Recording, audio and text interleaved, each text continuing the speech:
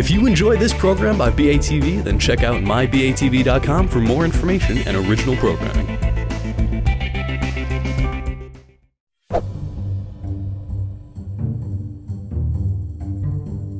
Follow BATV, like BATV, watch BATV.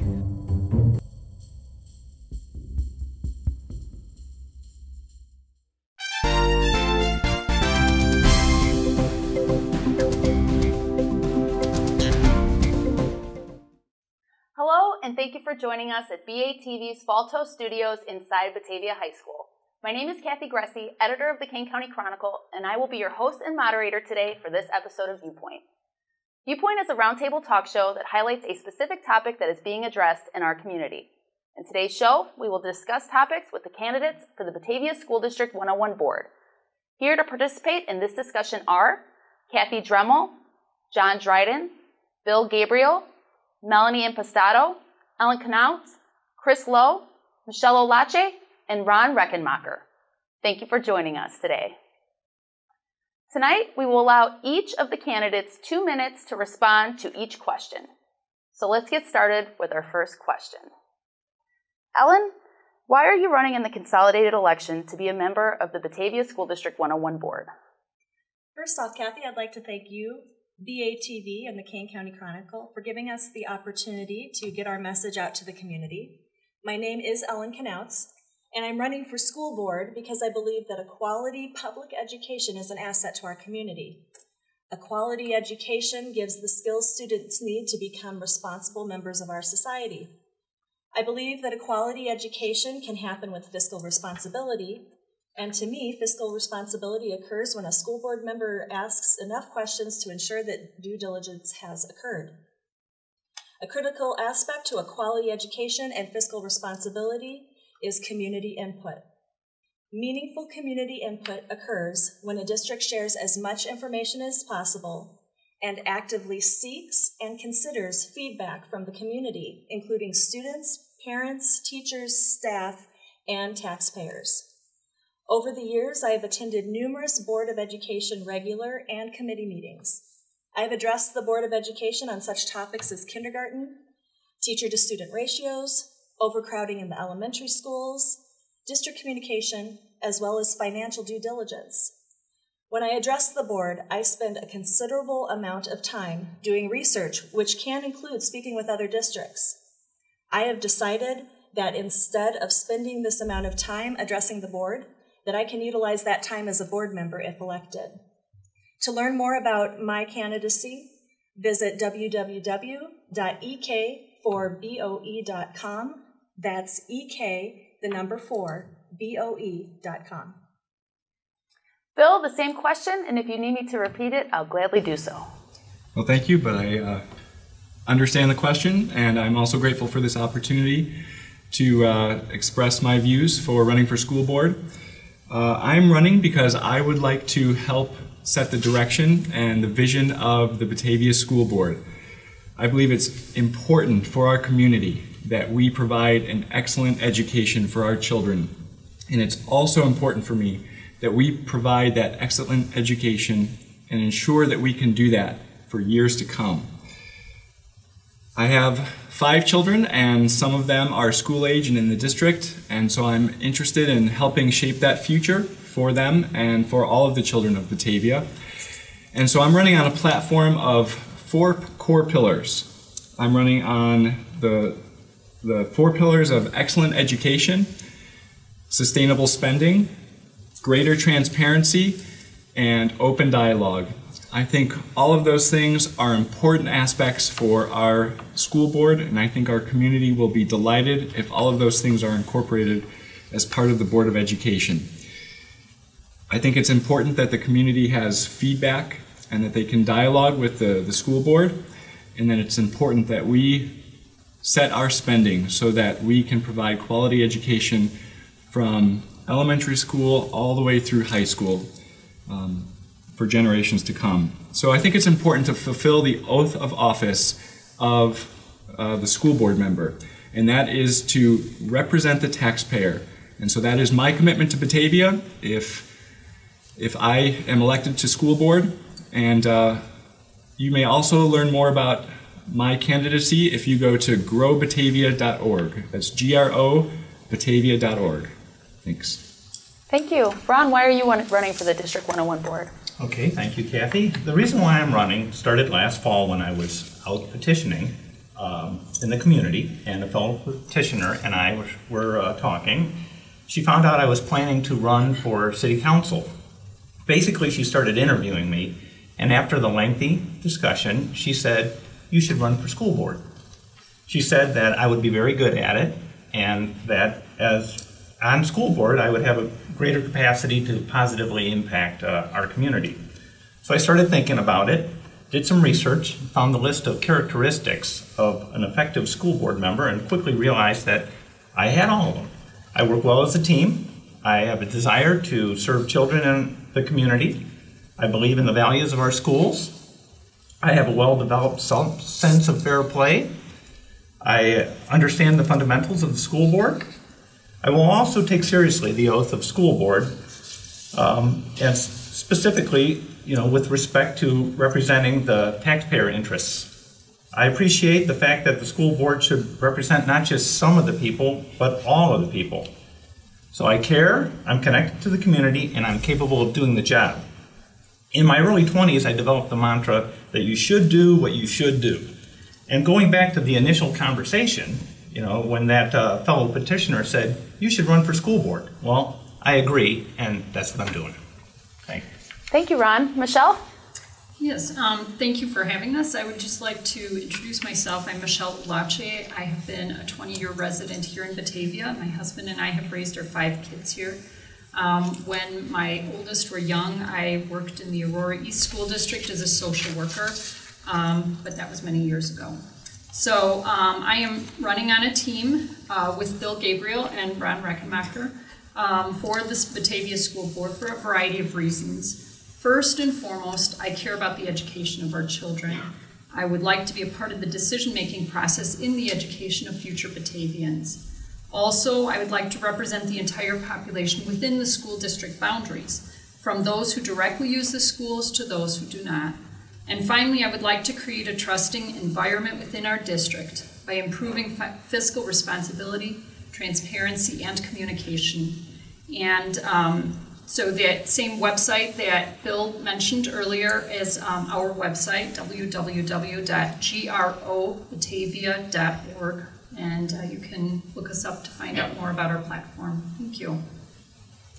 Thank you. Melanie, why are you running to be a member of the District 101 School Board?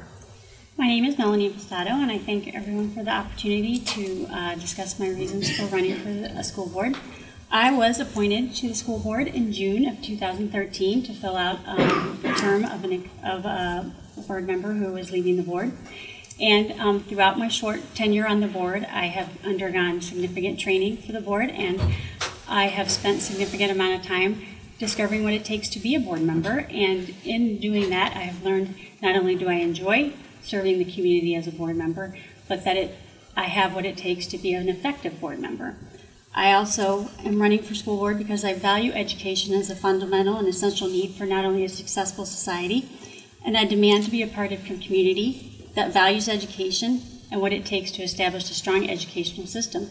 Batavia has that. With an increase in knowledge comes an increase in personal growth. As the BPS mission statement asserts, always learning, always growing, I find not only can I use my acquired knowledge and expertise to help set the policy for the Batavia School District, but I too can grow and learn as a board member, as a parent, and as a community member. I've been a community member in Batavia for 15 years. I have 3 students at all different levels of the school district. I have a high schooler, a middle schooler, and an elementary schooler. Also, as a CEO of a company, I know there is nothing more irritating than someone who comes unprepared. I'm a captain of preparedness for the board meetings. I come, I ask questions. I do so before the board meetings. I do so at the board meeting. I challenge the administration. A lot of the background information is required to make policy and assess accountability. I do not hold myself out as an expert in education. In fact, I routinely acknowledge I am not a trained educator. I have no ego when it comes to asking questions and inquiring. I know I have asked some of the most simplistic questions at times. I realize that as a board member, I am not here to just understand the issues or push issues for myself, But as a parent of 3 district students, my role is much broader because I must understand, explain, and clarify issues for the students, for the families, for the community, and even for the school district employees. I also understand that it's not a one issue. It's not just about taxes. It's not just about a curriculum. It's about the students and making their daily lives and the school district employees' daily lives better. Thank you so much. Kathy. Many of the reasons why I am running for the school board, excuse me, are the same reasons why when I was elected 4 years ago. My family moved here almost 10 years ago, and we moved here greatly due to the reputation of the schools. When all 3 of my children entered into the school district here, we were actually thrilled with the education that they received. The dedication of the teachers and the staff, the community that rallied around the students in this town were a revelation to us. And as I had an opportunity to volunteer in the schools, be a board member of the PTO, work with the Batavia Education Foundation, all of these activities just made my passion for public education, especially that in Batavia, grow. So 4 years ago, I decided to run for the school board because I thought that someone like myself, with a love for our community and a passion for education, combined with a business background and management experience out in the private industry, would be a great balance of person or skill set to be a board member. So I ran and I was elected, and the last 4 years have been some of the most meaningful work that I have ever done in my life. And the reason why I'm running again is because I am hoping for the privilege and the opportunity to continue the work that I started 4 years ago. Thank you. Thank you. Chris, why are you running to be a member of the District 101 board? Well, first, Kathy, thank you for giving me this opportunity. I'm very excited to talk with you and with the community to express my idea of why I want to run for school board. My name is Chris Lowe. I am a happily married stay-at-home father of 2. I am a recovering architect. I currently serve as the co-president of the Hoover Wood School PTO. I also serve on the board of a charity called the Andrea Lynn Cancer Foundation. That is a cancer fund. That is a charity that helps out local families struggling with cancer. I am the coach of a BYB baseball team as well as Batavia Youth Football. I am an avid volunteer at the school, helping in and out of the classroom. I spend a lot of time there.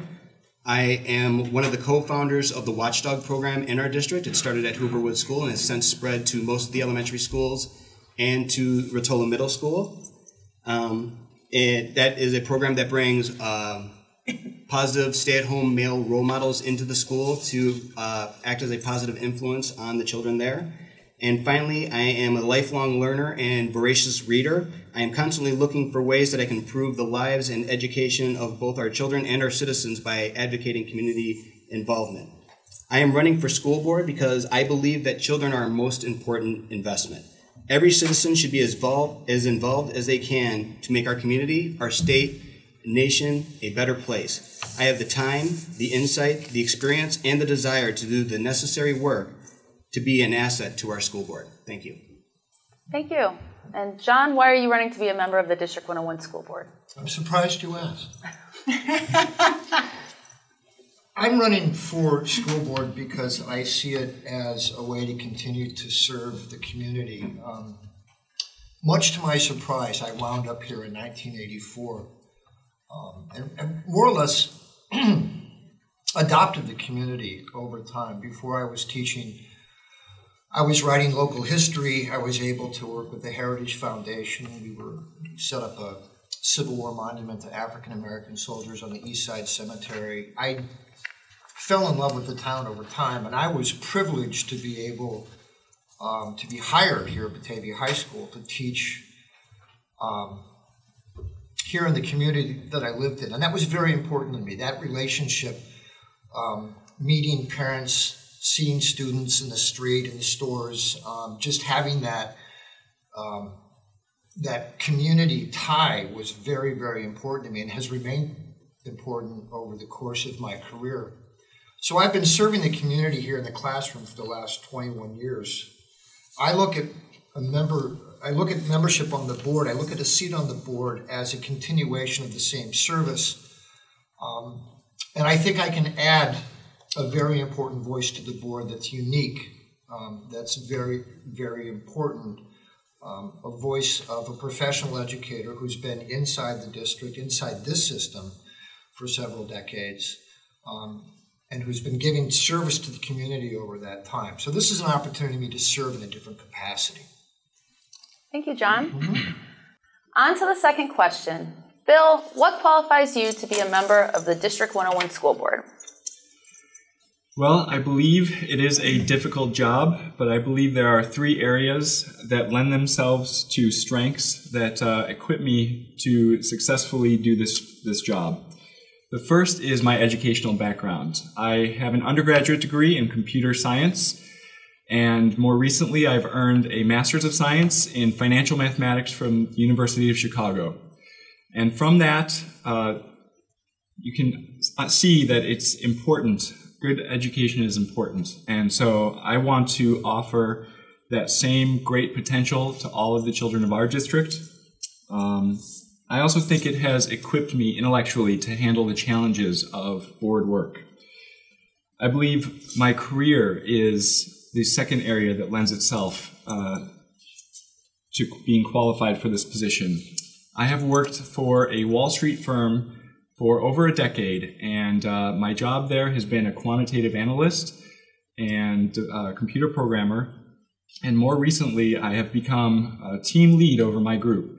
So I have to work through the pressures of the business world, leading a team to create successful products in a competitive environment, and I believe those skills will translate well to the Board of Education.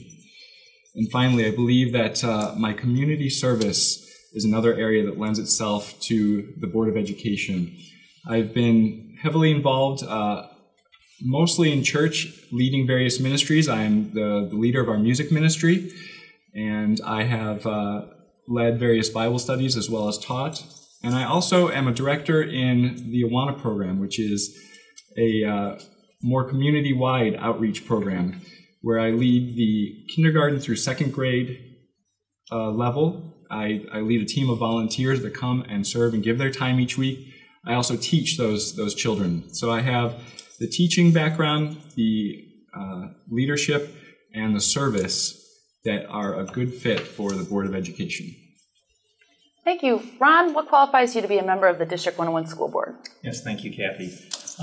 First, going back to the characteristics, I work well as part of a team. I've been doing that successfully as an engineer at Fermilab for 26 years. I have a proven desire to serve children. I've taught religious education and coached several youth sports for many years. I have a proven desire to serve the community. I ran for alderman, and I've been attending many of the city council meetings over the years, and now more recently school board meetings. I have a strong belief in the values of our schools, specifically open, honest communication and the value of a strong public education for the betterment of our society. I also understand the fundamentals of the board operations. I've studied the Open Meetings Act and Robert's Rules of Order. Additionally, my analytic skills associated with my engineering background will be instrumental in helping to evaluate recommendations submitted to the board to push for the most beneficial and cost-effective ways to proceed. Thank you. Thank you. And next up. So I am a home educator and have been doing so for the last 15 years. And as one who has had 18 years of schooling myself, I love learning. As a matter of fact, this entire election has been one grand learning experience. The love of learning and wanting the best education for future Batavians is the most important qualification that I bring to the board. Besides this, I believe that I have excellent communication skills. I try to bring people together in order to accomplish common goals. I listen to all sides in order to look at the whole picture. I'm a critical thinker who uses common sense to make decisions. And also, I'm a taxpayer who wants to be a voice on the board as a representative, not only of parents of children in the district or employees of the district, but also of those who are not directly connected to the district other than through the taxes they pay to support it. Thank you, Michelle. Melanie. As an attorney, my background has trained me to efficiently digest and understand large amounts of information, particularly the legalese of statutes and administrative policies and procedures, which is a large part of what a board member does. We set policy, we write procedure that the administration must carry out. In my current job, I have experience in the municipal bond market, which makes me unique amongst our current board members and amongst the candidates. I understand the district gut structure and have institutional knowledge of the municipal bond market. I am also trained to listen, and I know how to compromise and be flexible.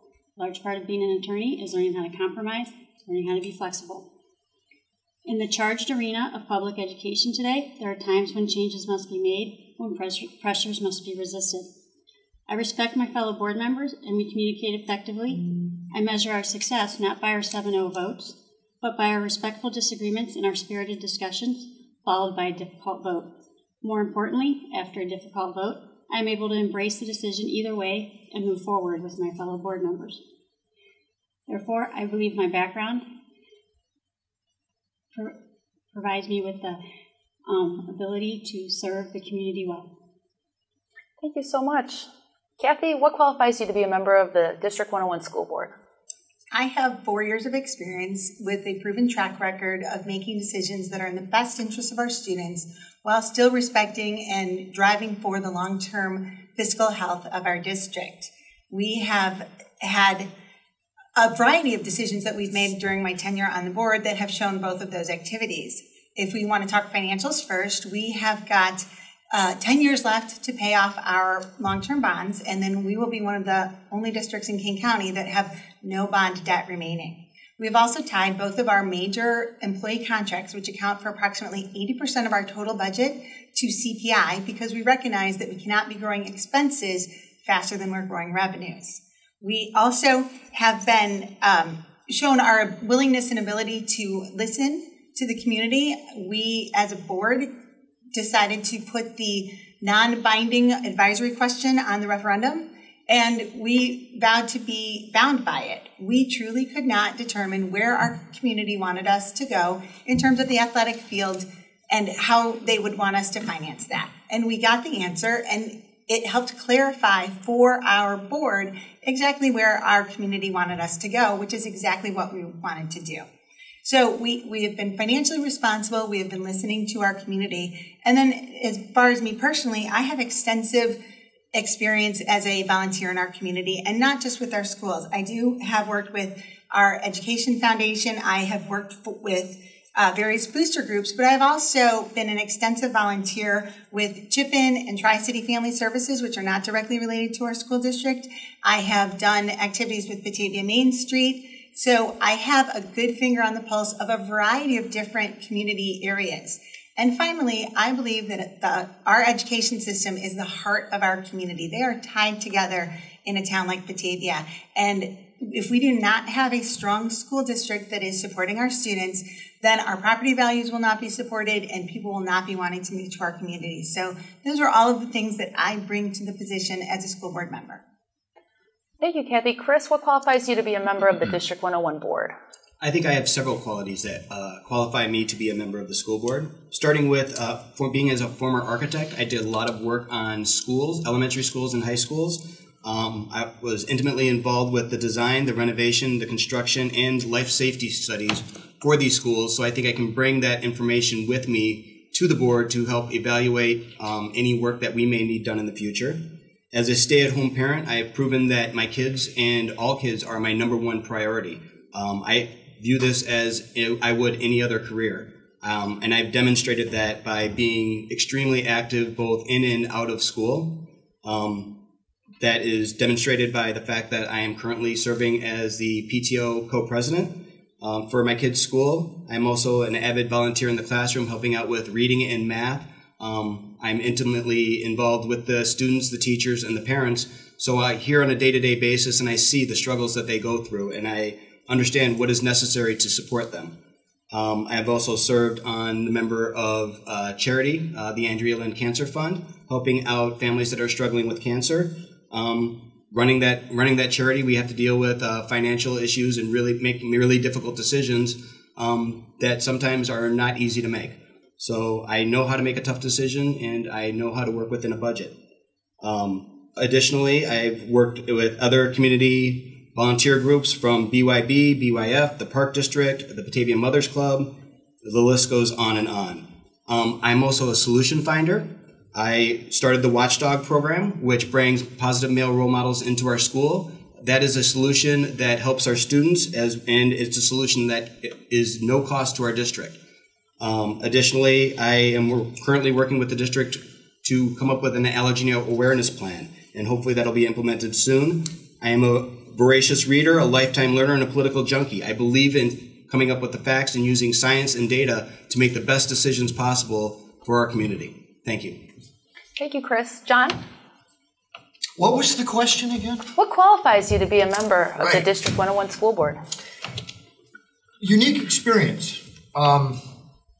Being inside the classroom in this district for 21 years, I have seen how the specific policies and procedures are implemented on the ground. It's not an intellectual discussion by the time it gets to the classroom. It's here we are in the trenches actually implementing policy.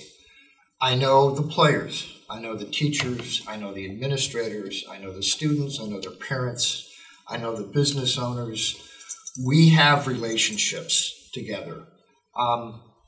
Most importantly, I think that I have a reputation at this point in the community as someone who will stand up for the kids, put their interests before my own personal interest. And I don't think anyone in the community is going to accuse me of having too close a relationship with the administration. Sorry. It's okay. That's okay.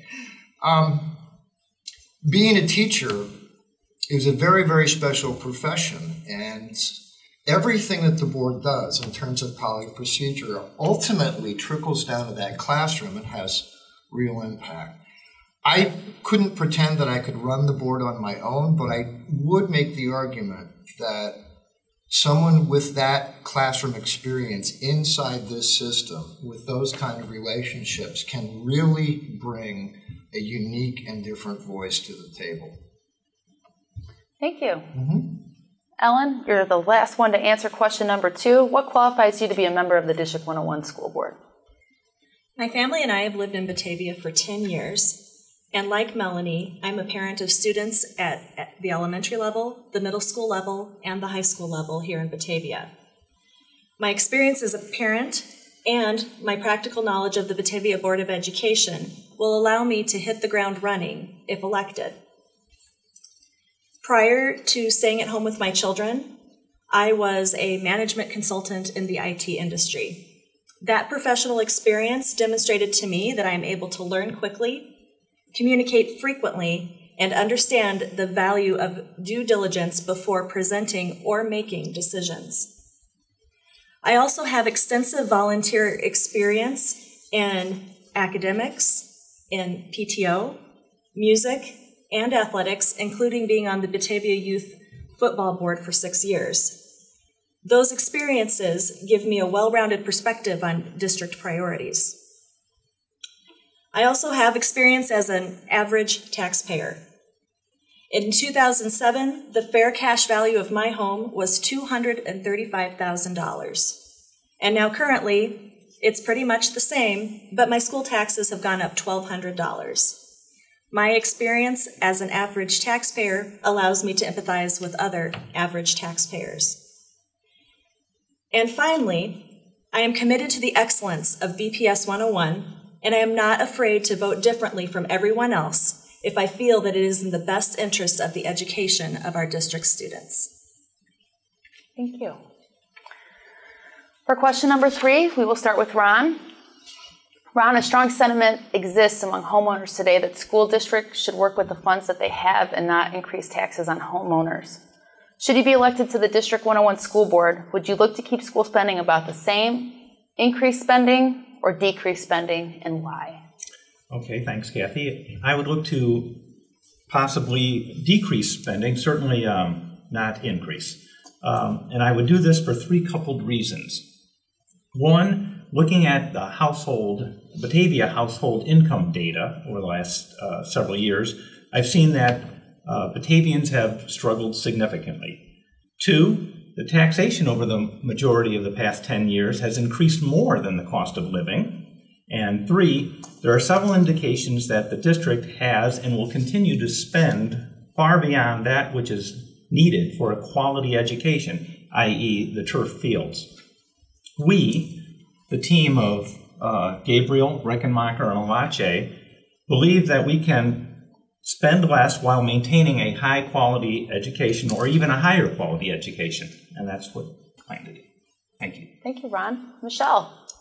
Well, I'm in favor of lowering school spending. Our current rate of spending and levying to the max is driving many of our neighbors out of Batavia. Our taxes are just too high, and the school district is responsible for 67% of our property taxes. It's time to listen to all taxpayers, not just those who directly use the district. Too many elderly who built our schools, too many families whose income is not rising, and too many businesses whose profits are not keeping up are leaving Batavia. The spending spree has got to stop. We must budget wisely, realizing that our resources are limited and the future is unpredictable. Thank you. Thank you. Melanie, I'll repeat the question. A strong sentiment exists among homeowners today that school districts should work with the funds they have and not increase taxes on homeowners.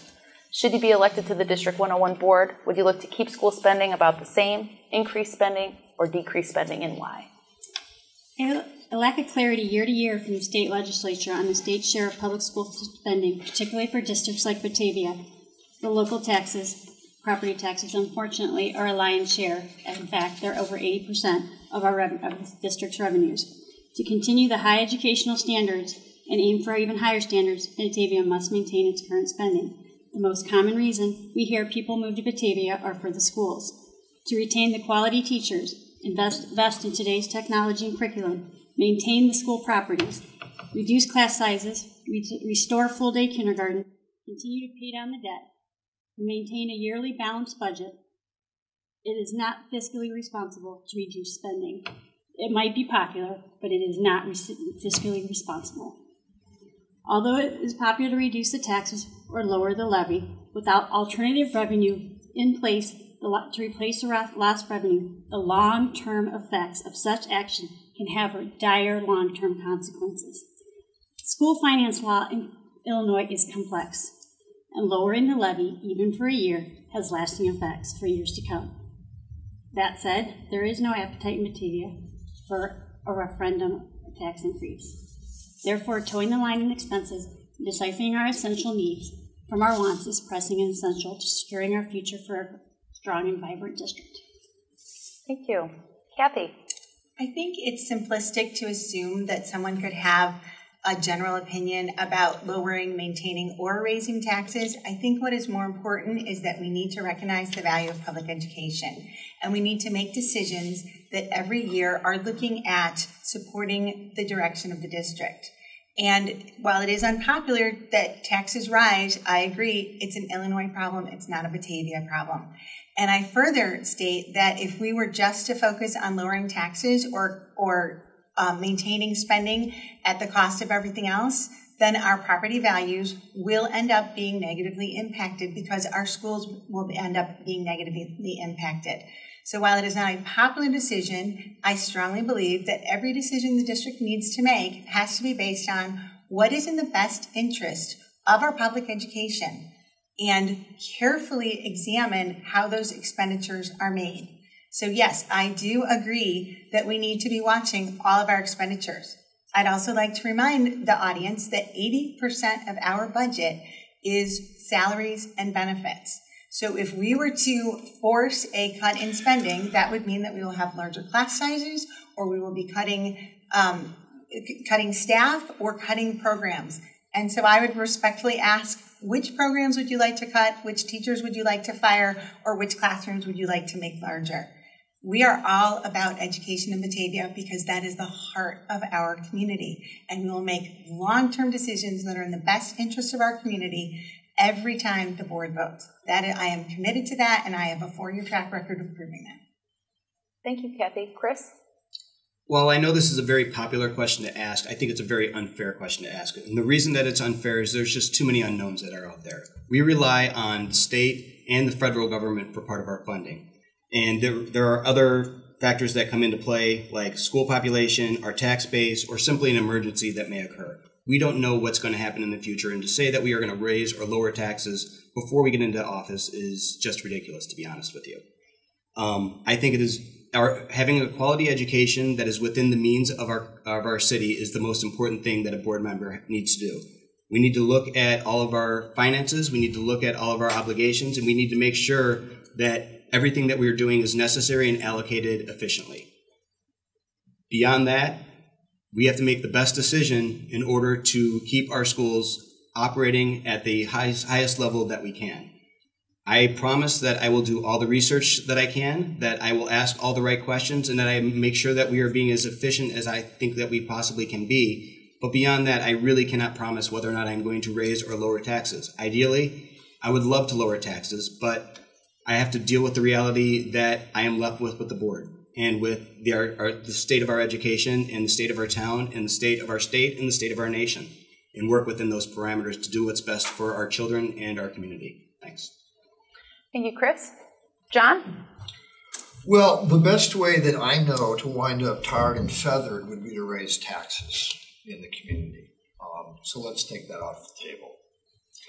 I'm going to go out on a limb here and suggest that it's actually possible to reduce spending in the district over the next 10 years. On my website, under reducing costs, you can find 2 different plans I've forwarded. The key to this is to reduce spending in ways that don't jeopardize what we deliver in the classroom. That's absolutely critical. We are a public institution whose only purpose is to educate future citizens. That's what we're about. This is not a corporation. It's not an entity that exists outside of public service. It is public service. If we're going to reduce taxes, we would have to reduce spending. If we reduce spending, as Kathy says, you have to think about what programs would you cut. I think there is a place in the budget, long term, over the next 10 years, that we can find some savings in payroll. I'll direct you to my website, have a look at it.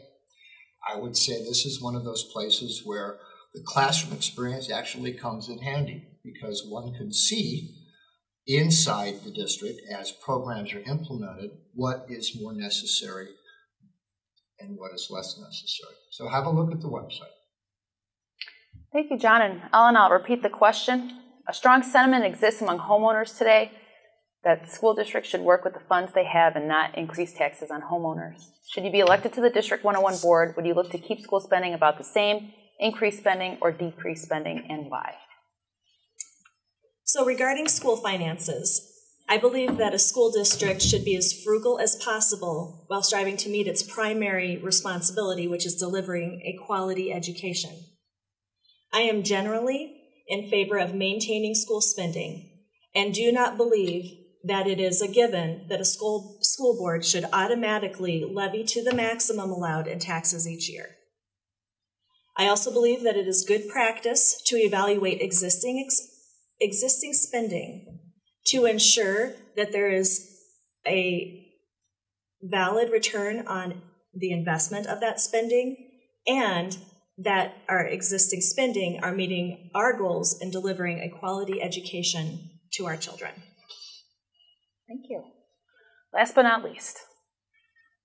Well, I believe that sentiment from homeowners is spot on, and it's reached kind of a tipping point. As I was out collecting signatures for my petition, there was even one homeowner who, as I was speaking with him about issues of the district, felt compelled to turn towards the direction of the high school and start shouting in anger as he talked about how he was being forced to sell his home and move because he couldn't afford to pay the taxes here anymore. And so it's becoming a big problem. And while lowering the quality of education would lower our property values and drive people away, the same thing can happen on the other end. If taxes are too high, people will be forced to move, they will be forced to sell their homes, and the quality of education will suffer because of that as well. And so it's important to find the right balance. There is an appropriate amount of money to spend toward education. Unfortunately, at this moment in time, I believe that our district has far exceeded that amount. And so for now, we need to find ways to reduce spending, and hopefully that can help with the tax burden. And obviously, it depends year over year what the appropriate amount to spend on education is. So we need to look for efficiency. We need to be wise about how we spend our money. The money needs to be directed towards the classroom instead of secondary initiatives. And it's for all of these reasons that other candidates have mentioned. The lack of clarity at the state and federal legislature, that we don't know how much of funding we'll get from them, that compels us to be good stewards of the resources we have now. And so we need to find ways to conserve our resources and lower spending today. Thank you. Michelle, we'll move on to question number 4. Name 1 or 2 district issues that you believe are a priority, and what ideas or solutions can you offer to address those issues? Well, I believe that one major issue our district is facing is the concern over the district's proper distribution of our finite resources. The community spoke loud and clear in the fall referendum that they do not want our school district to accumulate more debt. I would venture to say that they were voicing their concern over the entire athletic field redevelopment proposal. Citizens and business owners are overtaxed and don't understand why the administration recommends and the board approves the motion to always levy to the max. When asked about this, the standard response is that we must levy to the max, or the district will lose money that is compounded over the years. But they fail to see the effect that the money they are taking from the taxpayer also has a compounding effect, a negative one. The incumbents say that if we lower the levy, we will have to cut programs and staff. But Batavians know that the school district is now receiving an extra $6 million from the outlet mall every year. Why continue to ask more from the residents and businesses? In response to this concern, I would freeze the levy for at least 1 year and direct the administration to present a budget that stays within these means. And then I would work to bring the budget to a level that is sustainable for many years to come. Thank you, Michelle. Melanie. Can you repeat the question? I can. Name 1 or 2 district issues that you believe are a priority, and what ideas or solutions can you offer to address those issues? I still believe class size is a pressing issue, and within this issue, not only class size, but class composition within each class. The classroom environment impacts so much of what our district is trying to accomplish. Numerous studies have shown that in an effective classroom environment, students are highly engaged in what they are learning, have higher participation rates, and spend more time on task and demonstrate more initiative. Teachers in effective environments can spend more time on instruction and adapt teaching methods to individual needs of the students in the classroom. I also believe full-day kindergarten needs to be reinstated in Batavia, as we need to give our youngest students the most advantages at the earliest time. I also believe another pressing issue is we need to continue to work on our communication plan, because a large part of our job as board members is to provide the administration with the policy and tools to be effective communicators and to educate ourselves so we too can communicate effectively. Board members need to aim to build a bridge between the district's lifelong educators and the community members. Therefore, the community understands the purposes of the board as well as of the educators, so that they understand where their 2 most precious resources are, their children and their money, are doing and going. Thank you. Kathy. I think probably the most important issue in our district today is the rapid change in education, mostly caused by new state standards in all 4 major core areas. These standards were adopted with no financial support or resources readily available. So we have, especially at the elementary level, teachers who are scrambling with no widely available resources to be providing great quality education that are meeting these new standards. There's a lot of controversy about the standards. I actually support the standards themselves. I just don't think that the state has equipped us well in terms of implementing them. One of the steps we've already taken to address this and support our teachers, which in turn supports our students, which in turn supports our excellent education, is our partnership with the STEM School in Aurora. It allows us to have immediate access to a wide variety of resources and curriculum that we can immediately bring to our district and support our teachers as they are implementing major new standards in every core area. So I think that's probably the most important aspect. It also ties back to all of our concerns about park testing. Because these new standards are related and being tested by this new test, we need to do everything that we can to support our students and to support our teachers. And so I'm very proud of that first step that we've taken, but it will also require a continued commitment to that support and giving students the best opportunity that they can have. Thank you, Kathy. Chris?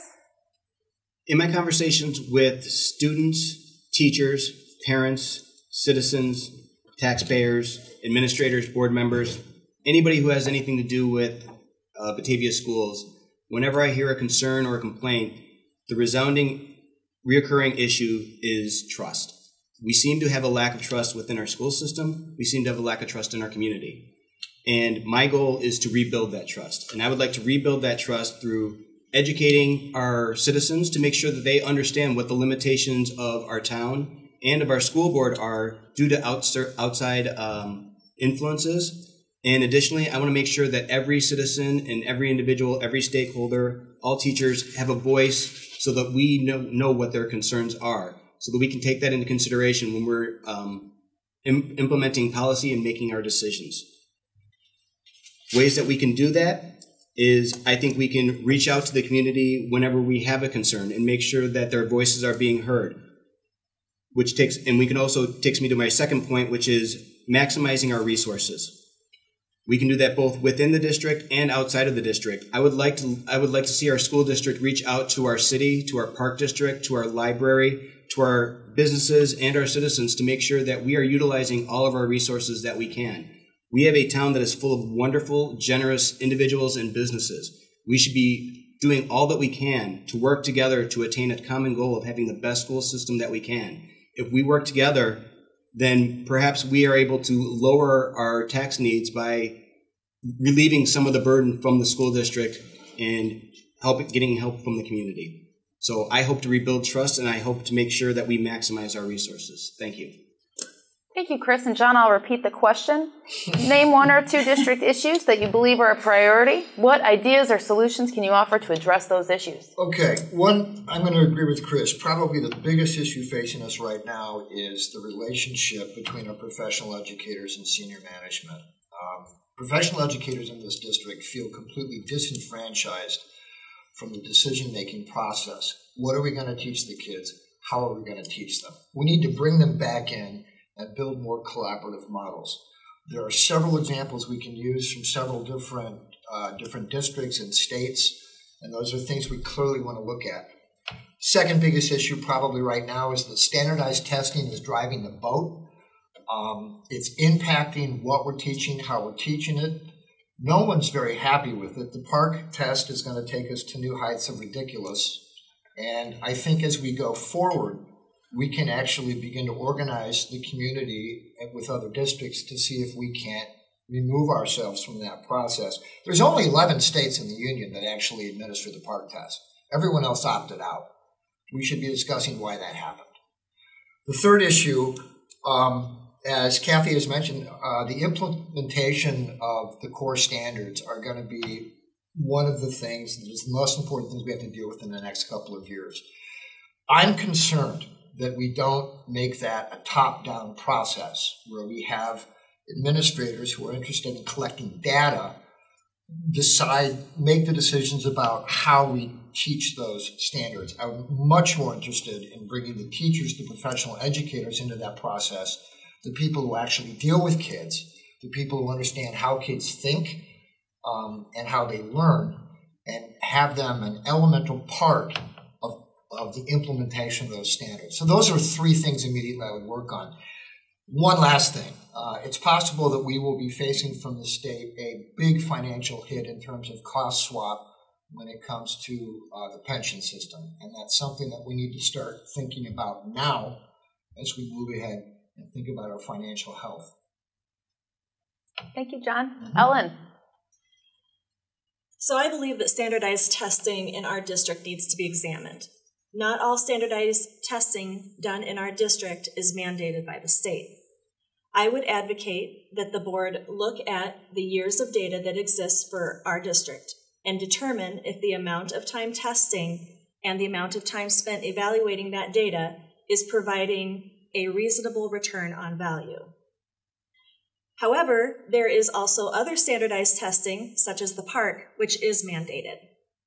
And while the district cannot afford financial sanctions, I would support, as a board member, our superintendent publicly voicing her concerns, just as the superintendent from Winnetka, the superintendent from Flossmoor have done, or as the assistant superintendent for curriculum and instruction at the Leiden high schools has also done. The second issue I see is the amount of change that is occurring in our district in the classrooms, going from standardized tests, changes in curriculum to align with Common Core, teachers' evaluations, which will be required to be implemented by 2016, and also technology. All of those changes have an effect on student learning. And with so much change, it's difficult to be able to tell which change and what kind of change is valuable and which change and what kind of change needs to be improved. In order that the idea or solutions I can offer up to address that issue is to work more closely with teachers and ensure that there is an effective collaboration between administration and teachers regarding changes in the classroom. Thank you, Ellen. And Bill? Yes, a lot of really good issues have been brought up. Things like the budget, new standards, and issues with the administration are all important issues that I think are important to work through. But rather than belabor those points, I'd like to focus on one case study that I feel wraps up all of these issues into a nice package.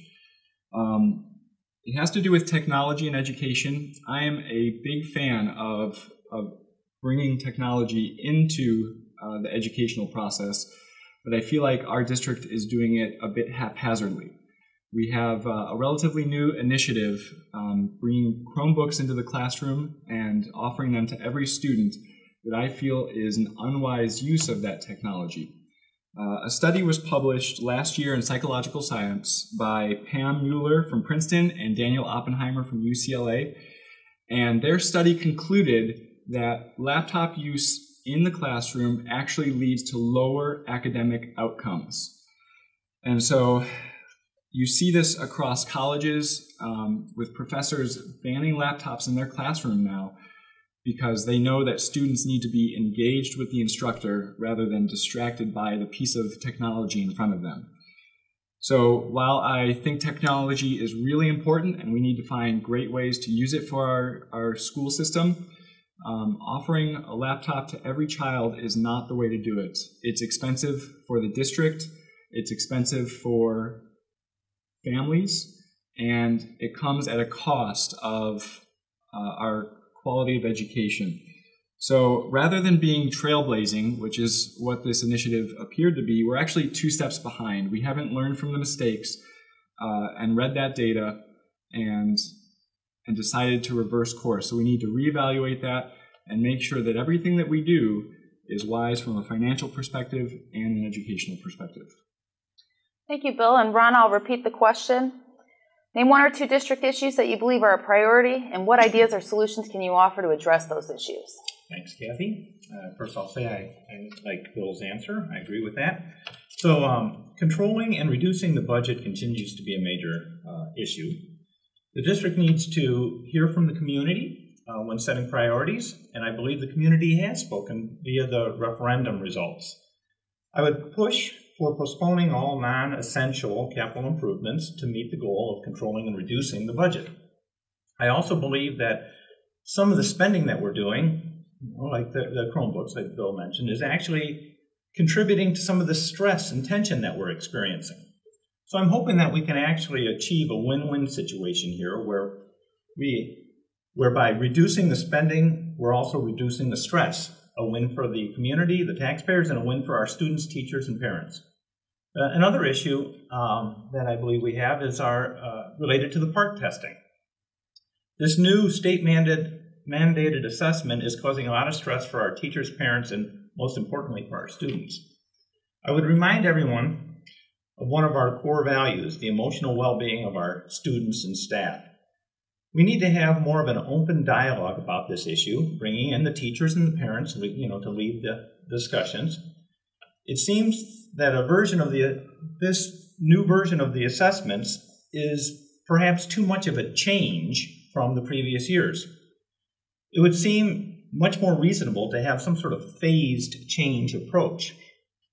Based on the information I have to date, it seems we should at least widely disseminate the information on the House Bill 306, the opt-out bill, and give all the members of our communities a chance to support this bill by contacting their state representatives. Thank you. Thank you. We'll move on to question number 5. Melanie, you're up first. And this question was submitted by a member of the community. Do you feel that spending millions of dollars installing a turf field at the high school is a better use of taxpayer dollars than educating the young students in the district? My personal belief is that the stadium field is an educational asset that could be used for educational purposes, and that the current natural surface does not permit its full uses for things like the music program, the PE classes, an expansion for the dance and cheer teams, as well as an expansion for lacrosse, rugby, and other athletic endeavors.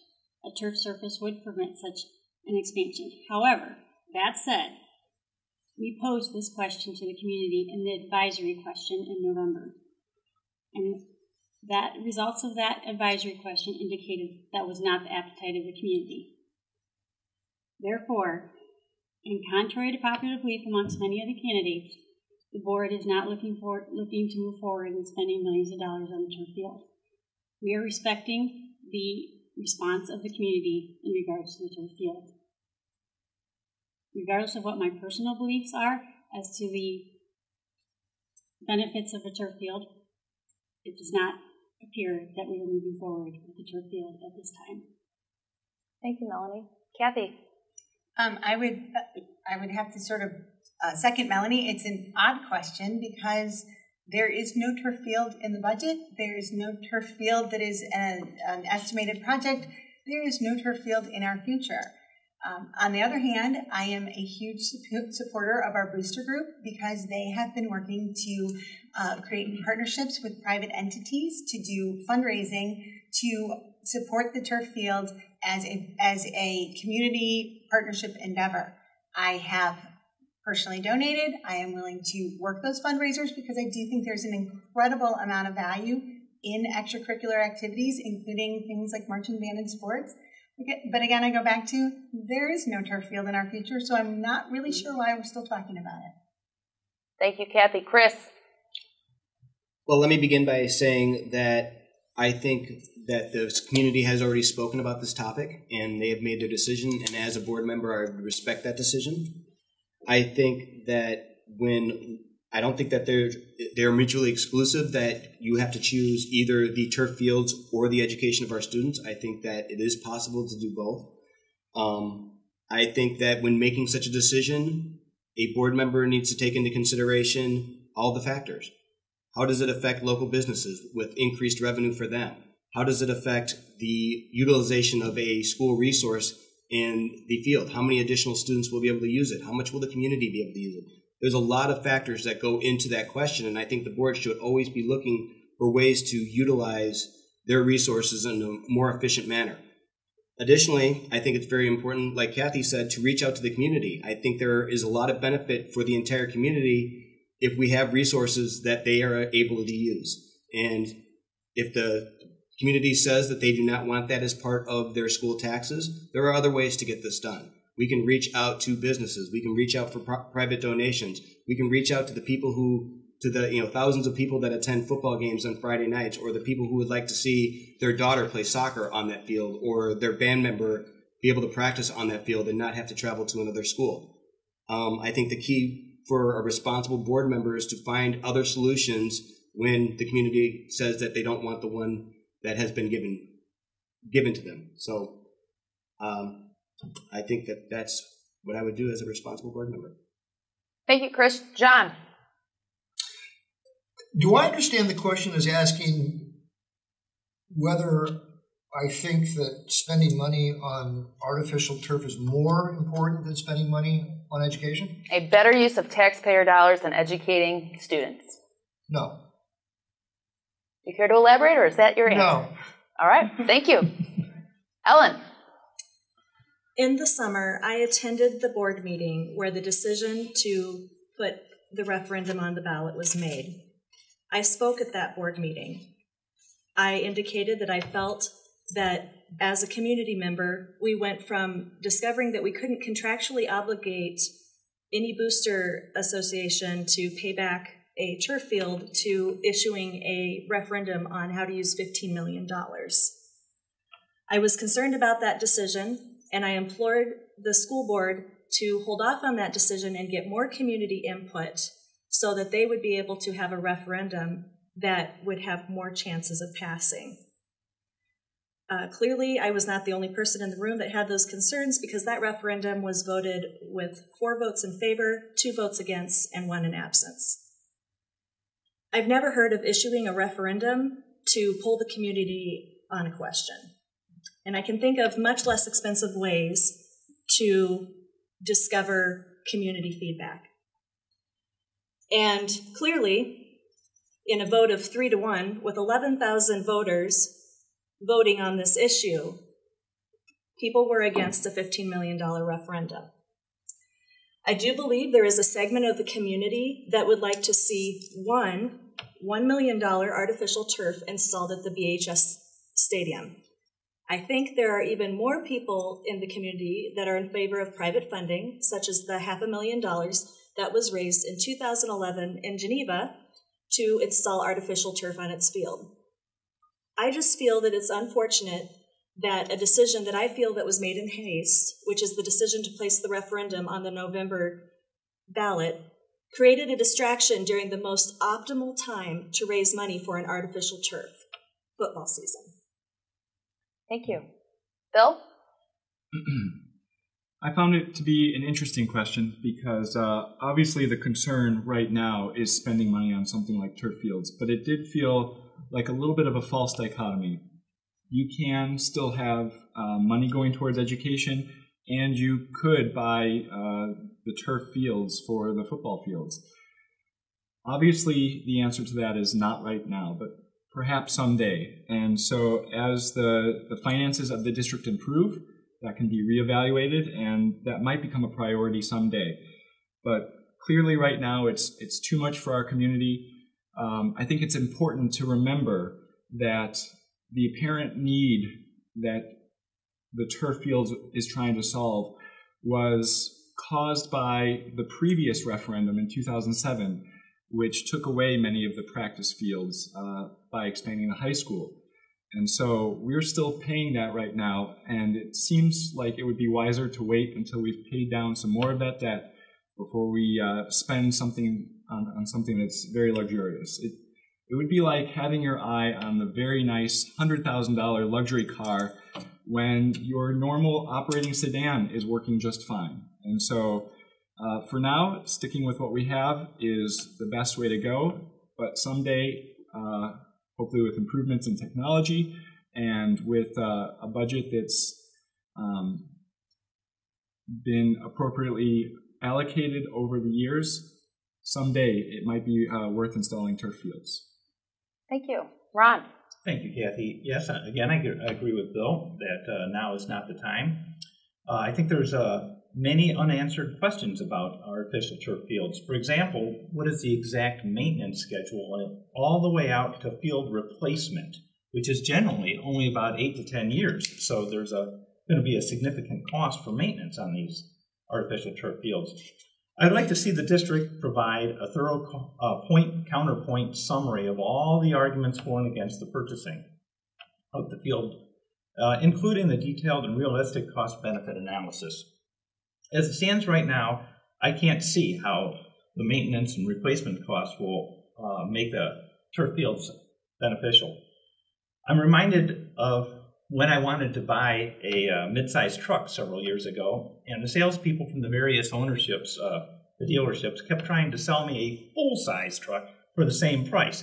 They were saying such a good deal.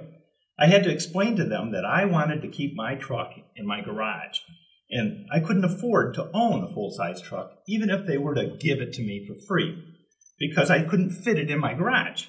It would require me having to build a new garage, which then in turn I'd have to build a new house and move, and it would just become untenable very quickly. So I would advocate for postponing on this anything that's anything that is non-essential, and I would advocate for directing some of these funds towards the classroom and then possibly some towards tax relief. Thank you, Ron. Michelle. Yes, I do not feel that spending millions on artificial turf fields is a responsible use of the taxpayer money, and I believe that the community showed their disapproval in the fall referendum. Proponents of the entire athletic field redevelopment plan have said that these improvements will contribute to the education of BPS students. Physical education is part of a well-rounded education, but I don't believe that we as a community need to or should unnecessarily spend nearly $14.7 million on our athletic fields. And I believe that this was the true message of the 72% of those who voted against the referendum last fall. I must say that hearing from the incumbents that there's no turf field in the future is something that has not been communicated to the community, nor ever brought up at any board meeting. If elected, I would therefore call for the blanket approval of the athletics field redevelopment plan to be withdrawn, and the individual elements to be considered alongside other projects like roofs, boilers, and parking lots, prioritized according to need and fulfillment of the district's mission of education. Thank you, Michelle. We'll move on to the sixth question, and Kathy, we're going to start with you. This also was submitted by a member of the community. What is your feeling about the Batavia Fine Arts Center and, in general, about art in Batavia and in the schools? I think that the arts in Batavia are a very rich experience at this point. I think that the Batavia Fine Arts Center is an incredibly useful and beautiful building that has enriched our educational experience, but it has also created just an aspect of our community that did not exist previous to that. What I really love about it is that it is used fully and extensively for educational purposes. The first option for all use of the Fine Arts Center is for anything educational related. Now, we all assume that is just performing arts, but what I really value about it is we've had a plethora of activities happen on that stage. There's been the classic theatrical productions. We have our musical productions, which, by the way, Batavia has been a Grammy-winning school 2 years in a row. But we also have extended that to, we had a wrestling match, and we sold out the building. The other thing that we do that makes it such a heart of our community is we offer, for all of our high school productions, we invite seniors from the area to come in for a preview night completely free. We do a reception for them because they have been such supporters of our students and such supporters of our community. And finally, I also believe that it's a gem for our community because once we have completely depleted all of the opportunities for educational purposes, we have an incredible theater manager that said, let's plug those holes in our schedule and see if we can support our bottom line. So our Batavia Fine Arts Center is used to the max. And he has done such an incredible job of managing that there is a nice influx of resources to help support all of those activities. So I am a huge fan of the Batavia Fine Arts Center. I'm a huge fan of what it's done for our community, and I think it is an invaluable asset. Thank you, Kathy. Chris. I believe that the Batavia Fine Arts Center is one of the greatest assets that our city has. It is a first-rate facility that provides every student the opportunity to perform and enjoy. Additionally, it serves to bring the community together. It is one of the few places in town where every citizen has the opportunity to enjoy it. We have plays, guest speakers, special movies, it hosts other events. It can be enjoyed by local groups. It brings in national tours. It reaches out to everybody and is fully utilized. And I think anytime that we can build a facility that has almost 100% utilization, we've succeeded. I believe that the arts are a very important part of a child's education. They help create balanced, well-rounded citizens who can not only read and do math, but can also experience some of the more subjective pleasures that life has to offer. Working in the arts requires talent, dedication, and creativity, all of which are skills that help you succeed in life. A solid education is more than just math, science, and reading. It's about finding a passion for life and doing what you wish to do. By exposing our children and our community to a wide variety of experiences within our budget, we are enriching the lives of everyone, and we are making the world a better place. So I ask you to aim high and vote low, and you can check out my website at www.votelow.net. Thanks. Thank you, Chris. John? I was a little confused by the question. No, you don't need to repeat it. I feel like sometimes that there's questions floated like this that, you pull on it, you go, what are you really asking me? Are you asking me to comment on money that's already been spent? Are you asking me really what do I think about the arts? I think the arts are terrific. We have an art-rich community, and I totally support that. I know that every kid, I taught something close to 4,000 kids here, and I see them as human beings, not just numbers. And I really got the opportunity to watch them as they went through their high school career develop and bloom artistically, so many of them, whether it was pottery or dance or music or, now what a great opportunity for theater. So of course I support that. If you want me to comment about money that we've already spent, I can't comment about that. But I do think this is very important. We are developing citizens. We're developing people that we want to have ties to this community. And the more that we can center that community here in this building, in this system, the closer the kids feel to that, they feel as stakeholders. And that's a really, really important thing. And I think we as a community should continue to support them as they develop a community here. Thank you, John. And I'll repeat the question for you, Ellen. What is your feeling about the Batavia Fine Arts Center and in general about arts in Batavia and in the schools? Well, I'll start with the last part. As a graduate with a college graduate with a bachelor's degree in music, I found, and as someone who didn't pursue a music profession and went into management consulting in the IT industry, I could say that the classes that I took in music and the organizations that I belonged to that were related to music were the most beneficial to my professional experience. In April of 2007, voters passed a $75 million referendum of capital improvements, and that included about $61 million in high school improvements and then the remaining $14 million for other improvements to Rotolo, the elementary schools, etc. So of that $61 million, that included the BFAC, Batavia Fine Arts Center, the indoor field house, completely redoing both parking lots, a new cafeteria, and additional classrooms. So sometimes I hear in the community, what do you think of that $75 million BFAC? And my answer is that the BFAC in and of itself was not $75 million. I do believe that a school district of our caliber was missing a facility designed for music and theater performance. Cafeterias and gymnasiums just don't cut it.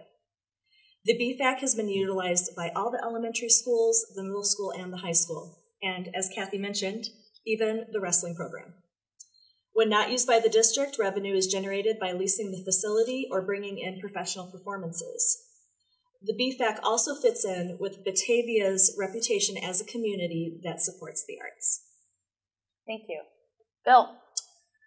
Yes, well, there's been a lot of good comments about it. I, too, am a supporter of the arts. I think it's very important to have a well-rounded education that goes beyond the STEM subjects and includes things like physical education and music and drama. And clearly, the Fine Arts Center contributes to that. And we have it because the community voted for it in 2007, as Ellen had told you about. So we have it, and we should make the most of it, and I'm glad we are. One of the things that reflecting on this question helped me see is that we need to learn lessons from things like this referendum. If we like this Fine Arts Center, that has implications for the future of education. So if we are willing to spend money yesterday or today on these secondary endeavors, then that means that you cannot spend that money in the future in the classroom. So that's the trade-off that you have to make. We always need to make sure that we're mindful of these things as we create initiatives. And the other thing that it helped me see is something that Ron is going to speak about is the balance sheet for the Fine Arts Center. And he'll elaborate, but it's been frustrating to see that for one of the goals of the Fine Arts Center was that it should be self-sufficient. And to date, it's not really, although the district would like us to believe it is. And It's hard because I feel like the district isn't being open and honest with us, and so that's an important part of my platform, is that there's great transparency in everything that the district publishes. The community should know exactly what's going on, and that way they can be educated, informed, and give insightful feedback to the board, to the administration, as we make decisions going forward. Thank you. Ron. Yes, thanks, Kathy. Of course, like everybody else was saying, that I too believe that we should have a good traditional fine arts program in the BPS 101 schools. I want all of our students to achieve their full potential and be well-rounded. To paraphrase the late Robin Williams in the movie The Dead Poets Society, we don't study the arts because they're cute. We study the arts because we're members of the human race, and the human race is more than just science, technology, engineering, and math. So I would hope, and then as far as the arts in our city, Batavia, I would hope that there's also a balanced arts in our community, a balance of the arts in our community. As for the BFAC, or the Batavia Fine Arts Center, in association with our schools, it is an extremely nice auditorium for the students, but it shouldn't be costing the districts any more than any other type of auditorium. So, as Bill alluded to, looking at the Batavia Fine Arts Center balance sheet that was presented in last April's Finance Committee meeting, if one adds in the total compensation, for the salaries that are involved, the BFAC continues to operate at a loss. And that wasn't even including Pat Brown's mentioning that there should be $33,000 set aside annually, and that it would become self-sustaining probably over 20 to 30 years. So this needs to change. This needs to be seriously looked at. I'm uncomfortable running what amounts to a for-profit business within our district. So now the BFAC in association with the city, it's my understanding that the students are given priority. If the remaining time can be rented out to the community where the rental fee covers all the costs, then I think that would be okay. There would need to be a detailed cost analysis which takes into account all the factors, including the utilities and wear and tear on the seats and just everything. Thank you, Ron. Michelle. Well, I'm a big fan of the arts. I myself am a musician. I enjoy Art in Your Eye, attended open houses at Water Street Studios, and enjoy community productions at the Batavia Fine Arts Center. I believe that a well-rounded education includes the study of fine arts. It provides a balance to core courses and allows students to express themselves. The Batavia Fine Arts Center has provided our children and community the opportunity to perform on stage, which is a wonderful privilege. But I'm also aware that a project of this scale has been and will continue to be a large expense for our community. The decision back in 2007 to tie up $75 million plus more in interest on the BFAC, field house, and other improvements, along with the recession in 2008, has had a big impact on our community. The school district had to raise taxes to pay for this project when the board originally promised to not raise taxes if this referendum passed. I realized that they couldn't look ahead and see the recession coming, but it should serve as a lesson for any major future projects. The lesson is this: any decision made today will impact your tomorrows. You need to look at both the positive and negative effects that such a decision will have. By having built the field house, we gained indoor athletic space, but lost outdoor fields. That is now driving the entire athletic redevelopment plan, which will cost the district $15 million. By having built the BFAC to such a grand scale, taxes were raised, and it will take years, if ever, to make it fully sustainable, when the board originally planned for it to be self-sustaining in only 2 years. Could a more modest facility have been built to serve our children and community groups? Absolutely. Now that it's here, should we use it to its full capacity? Absolutely, though it must be managed carefully. But what we should learn from this decision is that to provide the necessary education for our students to reach their full potential, we must do it in fiscally responsible ways that meet this objective without mortgaging their future. Thank you, Michelle. Melanie. I'm somewhat of a divergent thinker like Mr. Dryden. Could you repeat the question? No problem. What is your feeling about the Batavia Fine Arts Center and, in general, about the arts in Batavia and in the schools? Okay.